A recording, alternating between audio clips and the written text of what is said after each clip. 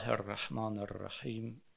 Elhamdülillahi Rabbil alemin. Allahümme salli ala Muhammed ve ali Muhammed. Allahümme salli ala Muhammed ve ali Mütəhhiratdan digər bir qism təbəiyyətdir.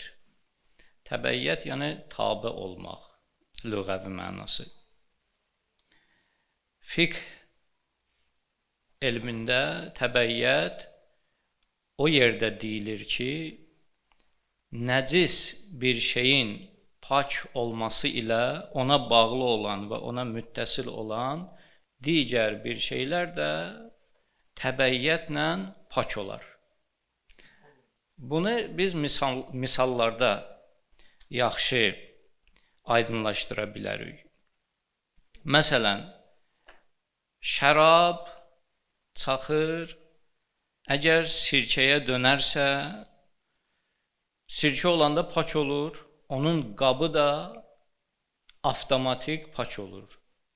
Qabın qapağı da, məsələn, əgər onun üstünə bir dəsmal, əski qoyublar, parça qoyublar, o da təbəiyyətlə pak olur. Ayrıca onları suya çəkməyə ehtiyac yoxdur. Bu bir. İkinci, nəcis bir şeyi suya çəkənin əli. Məsələn, nəcis bir paltarı, bir əşyanı suya çəkir, o pak olmaqla əl də pak olur. Əli ayrıca suya çəkməyə niyaz yoxdur, ehtiyac yoxdur.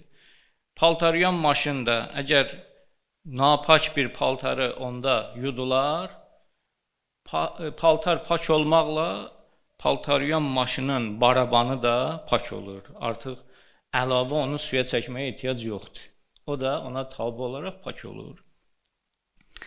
Meyyitə 3 qusul verəndən sonra meyyit qusulu verənin əli, əlcək geyinib əlcəyi, təxtə səng, yəni o səth ki var, onun üstündə meyidi qoyublar, qusul verirlər, o. Digər əşyalar, məsələn, sabundur, qabdır, digər əşyalar hamısı ona tabi olaraq o 3 qusuldan sonra o əşyalar da pak olur, hamısı. Ayrıca onları suya çəkməyə ehtiyac yoxdur. Digər bir misal da budur. Kafir, müsəlman olanda, kəlmə-i şəhadəti deyəndə pak olur, onun övladı da ona tabi olaraq pak olur. O övladı ki, həddi buluq olmayıb.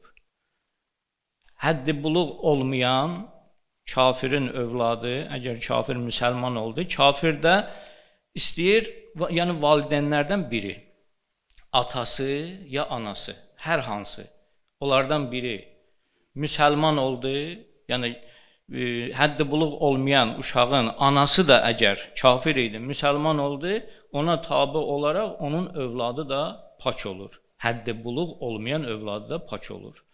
Yəni, qalmır kafir kimi. Valideyn pak oldu, həddi buluq olmayan övlad da pak olur.